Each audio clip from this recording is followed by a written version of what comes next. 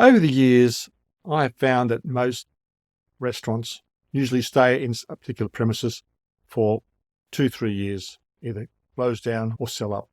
Taking this into account, this is what I've seen and how to negotiate a new lease or negotiate an original lease for your restaurant. Now, taking this into account, if you're selling within 2-3 years, which is the average, most buyers are looking for the minimum 5 years for a new lease. So if you've got less than 5 years, it's going to substantially reduce the value of the business. So when you're negotiating your original lease, think about what you're going to do and attract. Now, if you no plans at all, well, think about 2-3 years, so that you need to have basically a 4x4 year lease. That's a 4-year lease with a 4-year option, or even longer and better. So that if you decide to sell it for 2-3 years, you've still got that 5 years left, plus depending how long the lease you've negotiated with. Now, there could be other considerations, such as, are you planning to expand? You may need to contract. What flexibility is there in the lease to expand and contract? Does the owner own the adjoining property? Or other way you can make your restaurant bigger?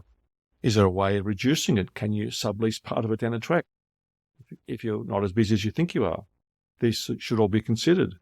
It's very surprising how I found that a lot of restaurant owners do not really think too much about the length of the lease.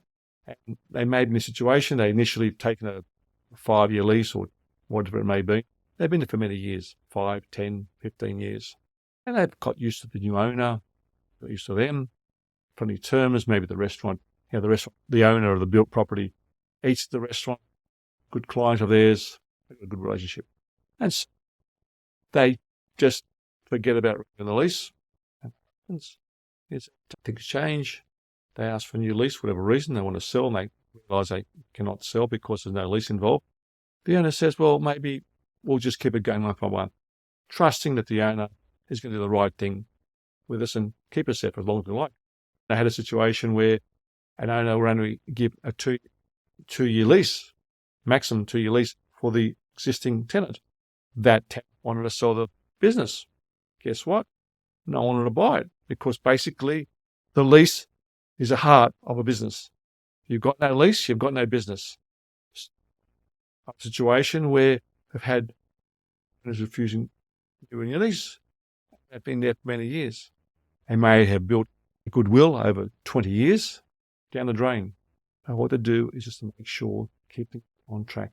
Make sure that lease is up to date so that if they've got the option any time to sell up or move on, what they want to do. So look at the way you're going. Are you improving? Are you losing interest? Do you want to get out of the place eventually? Things happen. There's partnership disputes. There's health issues. There's competition coming to the area. There's staff issues. These things happen all the time. It's very hard to predict all the possibilities, but try and be as flexible as possible. Work with someone who's experienced with the property aspect as well as the business aspect of owning a restaurant, who understands where you stand. So you can work together on a plan to fit in the actual property. What plans have you got for your business? Have you discussed a new lease with your landlord? I'd like to hear comments. This is Con to see this on Best Restaurant Results.